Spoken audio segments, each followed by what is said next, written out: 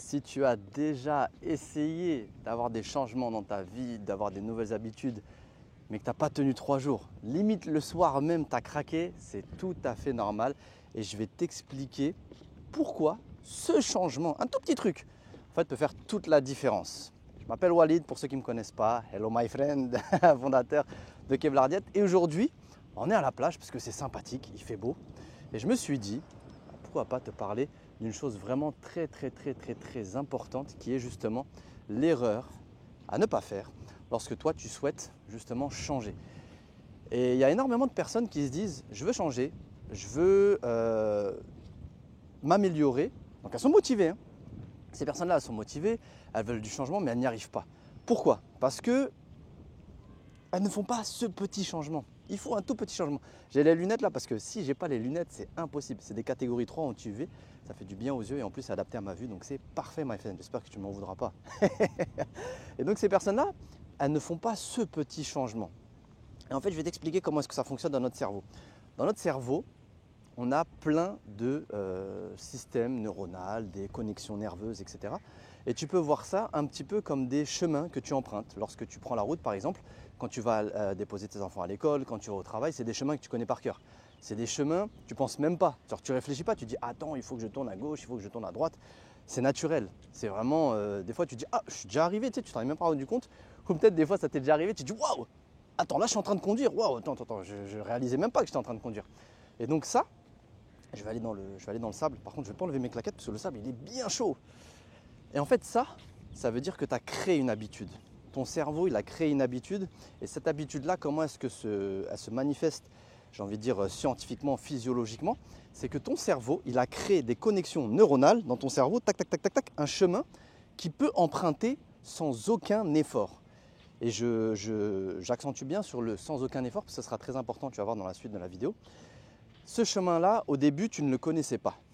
Donc soit tu t'es débrouillé tout seul, soit tu as regardé les panneaux, soit tu as mis ton GPS, mais tu ne le connaissais pas, ton cerveau ne le connaissait pas. Donc ça t'a demandé un effort. Je t'explique, je te dis ça parce que tu vas très vite comprendre. Ça t'a demandé un effort pour trouver le bon chemin. Moi, c'est exactement ce qui m'est arrivé ici quand je me suis installé à Dubaï. Je ne connaissais pas les routes, je ne connaissais pas leur système en plus de navigation, de signalisation. Pour les personnes qui sont déjà allées à Dubaï, c'est catastrophique. C'est incroyable comment c'est mal fait. Il y a 1 milliard de voies, de machins, laisse tomber. Et du coup, ça m'a demandé beaucoup de réflexion et des fois, je me suis trompé. Des détours de 30-40 minutes alors que tu étais à 10 minutes de chez toi, ça m'est déjà arrivé. Et en fait, ça, justement, pour que tu comprennes bien, pourquoi est-ce que, si toi, tu es dans cette situation, tu veux des nouvelles habitudes, tu veux du changement, tu es motivé, mais tu n'y arrives pas, genre au bout de 3 jours, des fois même le lendemain, tu craques, t'arrives pas, c'est trop difficile. C'est parce que tu mets en place des choses qui sont trop difficiles pour ton cerveau. Je répète, si tu n'y arrives pas, que tu craques, même si tu es motivé, l'eau, elle est magnifique. Je vais filmer quand il y aura un peu moins de monde. Parce que moi, je déteste être filmé. Du coup, je ne vais pas filmer les gens là-bas, il y a moins de monde. Et du coup, c'est des choses qui sont trop compliquées pour ton cerveau. Je vais te donner l'exemple de la voiture. Si je te dis maintenant, tu vas à un endroit et tu dois aller à 10 destinations que tu ne connais absolument pas. C'est sûr que sur les 10 destinations, au moins une fois, tu vas te tromper. Au moins une fois, tu vas te tromper. Par exemple, moi, quand j'allais à Dubaï, s'il fallait que j'aille là, je me trompais, j'en avais marre, je tournais en rond, etc., etc. Après, ça y est, fini. Comme ils disent, khalas, fini. J'en ai marre, allez, je rentre chez moi. Bah là, c'est la même chose avec ton cerveau. Si tu viens et que tu mets en place des nouvelles choses, des nouveaux changements, je vais mieux manger, je vais faire du sport, je vais faire ci, je vais lire 1 heure par jour, 2 heures par jour, je vais arrêter le sucre, je vais sauter les repas, je vais faire du jeûne intermittent alors que je ne suis même pas formé, je ne sais pas comment le faire, je vais faire n'importe quoi, je vais crever la dalle, je vais être frustré, je vais avoir des pulsions alimentaires, etc., etc., etc. C'est trop lourd. C'est trop lourd pour ton organisme, c'est trop lourd pour ton cerveau, c'est trop lourd pour ton système neuronal. Et qu'est-ce qui va se passer? Tout simplement, ça va te demander trop d'efforts. Tout comme si tu ne connais pas des endroits, tu vas passer 3 heures au volant, tu vas être KO, tu vas être fatigué, tu vas avoir mal à la tête. Tu vas dire, ça y est, j'en ai marre. Je ne vais pas refaire ça le lendemain.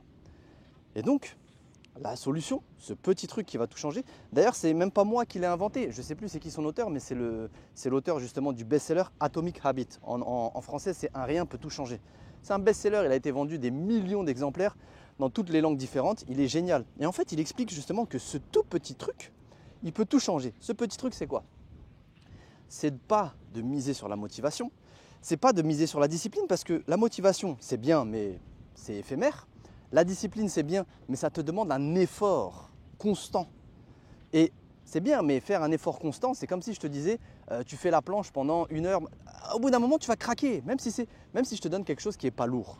Si je te dis, tu vas porter une bouteille d'eau de 1,5 litre, en vrai, c'est pas lourd. Mais vas-y, maintenant, tu vas la porter toute la journée. Tu vas dire, ça y est, j'ai mal à l'épaule, j'ai mal au doigt, j'ai mal au bras. Là, c'est exactement la même chose. Discipline, c'est bien, mais il ne faut pas que ça fasse tout. Limite, la discipline, c'est 15-20% normalement du travail. Le plus gros du travail, c'est de créer des habitudes. Des habitudes qui font que ton cerveau ne te demande aucun effort pour réaliser cette tâche. Je m'explique. Quand tu fais le trajet maison-enfant pour déposer tes enfants à l'école, ou que tu fais le trajet maison-travail, est-ce que, à un moment donné, tu réfléchis? Genre par exemple, si tu es de région parisienne, tu prends le métro.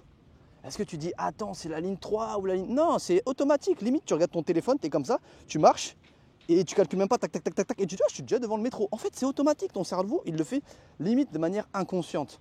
Et ça ne te demande aucune énergie, ça ne te demande aucune discipline. C'est quelque chose de naturel. Je marche, ça ne me demande pas d'énergie. C'est pas un effort de marcher pour moi. C'est naturel. Par contre, si je vais marcher sur une surface instable, quelque chose que je ne connais pas, bah là je vais devoir me concentrer, me dire attends comment je fais, etc. Là j'ai pas besoin de me dire comment je fais, je sais marcher. Pareil pour le vélo. Est-ce que maintenant que tu sais faire du vélo, parce que je sais, j'ai appris qu'il y a des adultes qui ne savent pas faire de vélo. Donc les adultes qui ne savent pas faire de vélo et pareil qui ne savent pas nager, apprenez, c'est important. Mais bon, quand tu prends un vélo, est-ce que tu dis ah il faut que j'équilibre mes pieds? Non, je sais pas, tu prends un vélo, tu roules. C'est naturel parce que tes muscles, ils ont appris le chemin neuronal, tout est neurone, tout est du système neuronal, ça part du cerveau, ça envoie l'information. Ton corps, il a envoyé, enfin il connaît parfaitement le chemin pour que tu ne tombes pas à vélo. Écrire. Tu te rappelles comment est-ce que tu écrivais quand tu étais petit? Si tu as encore tes… Ah, il y a un hélicoptère, comme dans les jeux vidéo. Si tu as encore tes cahiers de quand tu étais enfant, mais tu te rappelles comment tu écrivais tout tremblant? Là, maintenant, tu écris, c'est fluide. Un exemple encore. Si toi, tu es droitier, tu écris de la main gauche. Moi, j'écris de la main gauche, on dirait que je suis un enfant de CP. Parce que le système neuronal, le chemin n'est pas encore fait. Donc, il faut que je m'applique. Bah là, c'est exactement la même chose avec les habitudes. Les habitudes sont des choses que tu vas faire petit à petit, qui ne te demanderont pas d'énergie et qui vont être de manière inconsciente automatisées. D'accord? C'est des choses que tu vas faire de manière automatique. Et en fait, comme tu le fais de manière automatique, ça ne te demande aucune discipline. Ça ne te demande aucune motivation. Le fait de mettre ta ceinture de sécurité quand tu rentres en voiture, moi, ça ne me demande aucun effort. J'y pense même pas. Là, tu vois, par exemple, j'ai utilisé la voiture. J'ai aucun souvenir d'avoir mis ma ceinture de sécurité, mais je la mets toujours. C'est pour tout. Et en fait, ça, au début, ça va te demander un petit effort. Et donc, quand tu veux créer une nouvelle habitude, un nouveau changement, admettons, je veux perdre du poids. Il ne faut pas que tu dises, il faut que sur la balance, ça diminue. Non. Il faut que tu dises, ok, je veux perdre du poids. Qu'est-ce qui me fait grossir? C'est ça. Ok, bah écoute, je vais travailler sur une petite chose. Au quotidien, tout le temps. Une fois que c'est devenu une habitude, limite, je n'y pense plus, c'est bon. Je passe à autre chose. Et après, petit à petit, peut-être qu'il y avait 6, 7 choses qui te faisaient grossir. Et là, une fois que tu as travaillé sur ces 1, 2, 3, 4, 5, 6, 7 choses, là, ton poids, il va descendre naturellement. Et là, tu auras perdu du poids sans même avoir besoin d'être discipliné, sans même avoir besoin d'être motivé, de manière 100% naturelle, facile, zéro frustration. Parce que tu as compris la chose, tu l'as fait de manière intelligente, tu l'as fait de manière scientifique, tu l'as fait de manière méthodique. Et en fait, quand tu te dis je ne comprends pas, je suis motivé, je veux créer des nouvelles habitudes, je veux du changement, etc. Tiens, c'est le Burj Khalifa. Je ne peux pas zoomer avec cette caméra, mais voilà, tu peux le voir. Bon, là, tu as tous les bateaux et là-bas, tu as la petite vue. Il n'y a personne sur la plage. C'est vraiment agréable. Et là-bas, il y a la mosquée où j'étais là. En fait, tu as la mosquée et après, tu vois sur la plage. C'est magnifique. Et comme je te disais, je crois que je vais aller mettre les pieds dans l'eau. Et comme je te disais, quand tu crées une habitude, bah en fait, c'est automatique. Ça ne te demande zéro effort. Et donc, quand tu te dis ouais mais je comprends pas, j'arrive pas à faire, parce qu'en fait ça te demande un effort constant. Et un effort constant, bah tu peux pas le réaliser. C'est impossible de réaliser un effort constant tout le temps, tout le temps, tout le temps, tout le temps, tout le temps. Et si tu dis je comprends pas, je n'y arrive pas, bah c'est parce que tu n'as pas créé d'habitude. C'est comme si je te disais, tu disais je comprends pas pour me lancer. Ah, c'est ma femme qui me dit j'ai bientôt fini. Bah moi je suis à la plage, my friend, je vais dire je suis à la plage, rejoins-moi. C'est comme si je te disais je comprends pas, j'arrive pas, ou alors j'attends d'être prêt. Ça c'est une grosse. J'attends d'être prêt pour pouvoir faire X, j'attends d'être prêt pour pouvoir faire Y. Mais en fait c'est exactement la même chose que si tu disais je ne connais pas le chemin pour aller au travail. Tu sais quoi, je ne vais pas aller au travail, je ne vais pas prendre ce chemin-là, je vais attendre de le connaître, de me sentir prêt. Et une fois que je le connais dans ma tête, une fois que je me sens prêt, je ne sais pas comment, eh ben je vais y aller, je vais emprunter ce chemin-là. C'est impossible. C'est du non-sens. Tiens, je te donne un petit peu l'eau là. C'est un non-sens complet. En fait, tu es prêt uniquement à partir du moment où tu te lances. Il y avait une étude que j'avais donnée. Ça, je vais mettre là. Il y avait une étude que j'avais donnée justement de la Business Harvard School qui disait que 64% des personnes qui voulaient se lancer dans un projet disaient ne pas se sentir prêts à se lancer. 64%. Donc tu n'es pas seul, tu n'es pas un extraterrestre, tu n'es pas une personne, non. C'est 64% des personnes qui veulent lancer un projet disent ne pas se sentir prêtes. Et donc ne se lancent pas. Et par contre, parmi les personnes qui disaient ne pas se sentir prêts, mais qui se lançaient quand même, 84% des personnes justement qui disaient ne pas se sentir prêtes disaient que c'est en se lançant, en faisant, en essayant qu'elles ont réussi en fait à être prêtes. Donc qu'est-ce que ça veut dire? Ça veut dire que si tu attends d'être prêt, tu vas attendre longtemps. Parce que personne n'est prêt. Personne n'est prêt avant de se lancer. Ça n'existe pas. Je sais pas, Albert Einstein, il avait dit attends, j'attends d'être prêt avant de faire des... Non, ça n'existe pas. En fait, la vie, et ça c'est quoi? Je vais t'expliquer c'est quoi.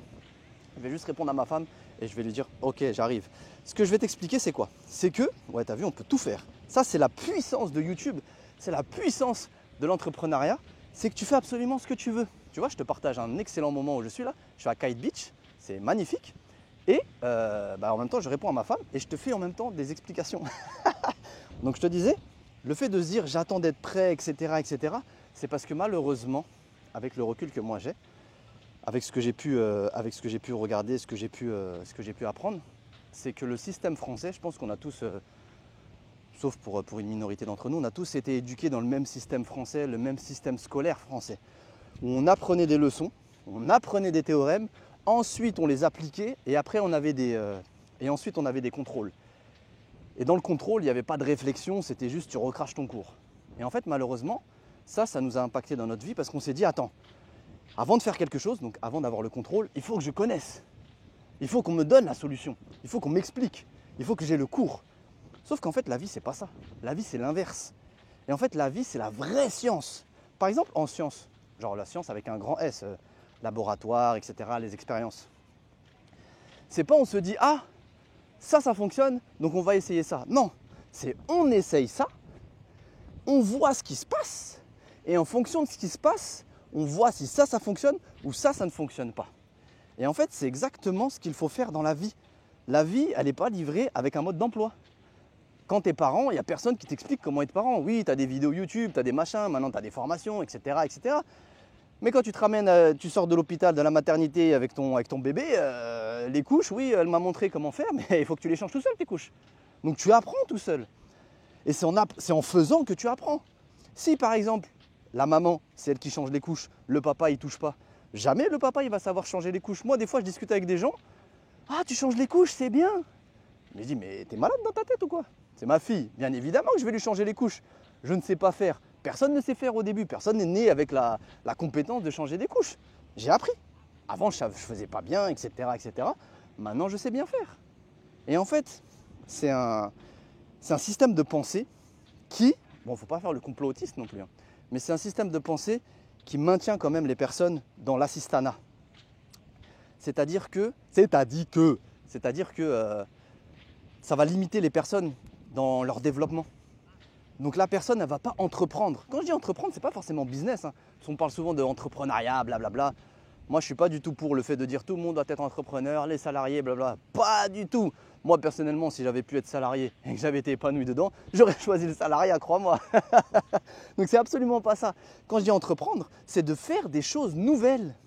De faire des choses nouvelles, de tester des choses par soi-même. Et sauf que le système dans lequel on a grandi, le système qu'on a dans notre tête, le système de réflexion, c'est je dois être prêt. Donc je dois faire des leçons, je dois étudier, je dois savoir. Et ensuite, une fois que je sais, on va me questionner sur ce que je sais. Sauf que ça ne fonctionne pas comme ça. Ça ne fonctionne absolument pas comme ça. C'est l'inverse. C'est je ne sais pas. Je fais quand même, j'essaye quand même. Et quand je fais, je vois mes erreurs et en fonction de mes erreurs, je me corrige. C'est ça. Le moment parfait n'existe pas. Comme je le dis tout le temps, si tu attends d'être prêt pour te lancer et que tu es prêt lorsque tu te lances, c'est que tu t'es lancé trop tard. Tu t'es lancé peut-être 1 an, 5 ans, 10 ans trop tard. Si tu te dis je veux être certain, tu ne peux pas, ça n'existe pas. La certitude dans la vie, ça n'existe pas. La seule certitude, elle est vraie, hein, la seule certitude dans la vie, c'est qu'on va tous mourir. C'est la seule. Pourquoi tu veux te prendre la tête? Fais des choses, tu vas passer peut-être à côté de choses magnifiques dans la vie. Et là, je ne te parle même pas que de perte de poids ou quoi que ce soit. Mais vraiment, moi maintenant, depuis que j'ai grandi, depuis que je suis devenu papa, père de famille, bah, tu sais, tu gagnes de l'argent, tu as une famille, tu as des machins, tu gères le budget, etc., etc. Mais vis, my friend, prends des risques. Demain, tu meurs. Demain, ma femme, elle meurt. Je vais me dire, ah, regarde, j'ai voulu faire économiser ça. J'ai pas vécu le moment présent. Je ne te dis pas de tout dépenser, vivre comme un fou, pas du tout. Mais vis le moment présent, même prends des risques. Tu ne sais pas où est-ce que ça va t'emmener. Ah, viens, on déménage à Dubaï. Ouais, mais Dubaï, peut-être que machin. Vis, mon frère. Vis, ma soeur. Vis, mon père. Vis, ma mère. Vis, my friend. Tu ne sais pas ce que l'avenir te réserve. N'attends pas d'être prêt. Ah non, j'ai peur. Attends, je vais rester en France jusqu'à ce que quelqu'un me prenne par la main pour pouvoir partir. Non. Let's go. Tu n'as pas besoin d'être prêt pour faire les choses. Le moment parfait n'existe pas. Le moment parfait, c'est quand tu commences. En fait, le moment parfait, c'est toi qui le réalises. Le fait d'être prêt, c'est toi qui te rends prêt. C'est en faisant les choses que l'on est prêt. Si tu attends miraculeusement que Peter Pan il vienne, il te mette de la poudre magique, oui, tu es prêt, ça n'existe pas. Tu vas attendre longtemps. Et malheureusement, il y a des personnes qui sont dans cette situation-là, et il y a des personnes qui sont malveillantes et qui profitent de cela et qui se disent « Ah, elle attend d'être prête, elle ne sait pas se lancer, on sait comment elle est, elle a peur, etc. » On va lui vendre une solution miracle, souvent très très chère, qui n'est pas utile, mais la personne elle a la sensation que c'est utile et du coup elle dépense et elle se fait voler son argent. J'en connais plein, je te parle de ça. J'en connais, je ne vais pas dire des centaines, mais au moins des dizaines, voire peut-être au moins 100 personnes. Je ne vais pas dire des centaines, mais au moins 100 personnes. Et en fait, ce n'est pas du tout ça. Ce qu'il faut faire, forme-toi, apprends des choses, ne te lance pas quand même comme ça, genre tête baissée, mais lance-toi. N'attends pas d'être prêt. Sois indulgent, sois méthodique et commence petit. Comme je t'ai dit, une petite action. Dès que ça devient une habitude, tu rajoutes une petite action, petit à petit. Et c'est en faisant que tu vas réhabituer justement ton cerveau, tu vas réhabituer tout ton système neuronal, ton système de récompense et boum, là tu vas réussir. Et boum, là tu vas réussir. Et c'est exactement ça. J'en parlais aussi dans d'autres vidéos. C'est exactement le but du Kevlar Challenge. C'est un challenge sur 7 jours. Pour faire quoi? Pour te rééduquer, regagner confiance en toi, perdre un petit peu de poids, perdre du ventre. Comment? Avec des mini-défis chaque jour. Chaque jour, un petit défi. Pour que toi, tu puisses reprendre confiance en toi. Et ce n'est pas des défis débiles. Genre boire que de l'eau, etc. Non, c'est des défis qui sont prouvés par la science. C'est scientifique, c'est sociologique, c'est physiologique. Pour que tu puisses regagner confiance en toi. Et en fait, c'est avec ces petits gains au quotidien que tu vas construire le changement de demain. C'est vraiment ça. C'est les petits gains au quotidien qui construisent le changement de demain et ta réussite. Et je terminerai sur ça, même si je ne l'aime pas trop, hein, mais il avait une vraie phrase. Il a dit une vraie phrase, c'est si tu veux construire une maison parfaitement, ne te focalise pas sur la maison dans sa globalité. Focalise-toi sur chaque jour, poser une pierre parfaitement. Et en fait, à chaque fois que tu vas poser une pierre parfaitement, ça te fera un mur parfait. Et ce mur parfait, tu en auras plusieurs, ça te fera une maison parfaite. Et c'est sur ça qu'il faut faire. D'accord? Il faut se concentrer sur ça. Et une fois que tu te concentres sur ça, sur des petites choses du quotidien, des petites réussites du quotidien, tu vas réussir à changer drastiquement, définitivement, pérennement et sans effort ta vie totale. Donc si tu es intéressé par ça, tu veux en savoir plus, je te laisse le lien qui est en description. Et moi, je te dis à bientôt pour une nouvelle vidéo, my friend. Ciao, ciao, ciao!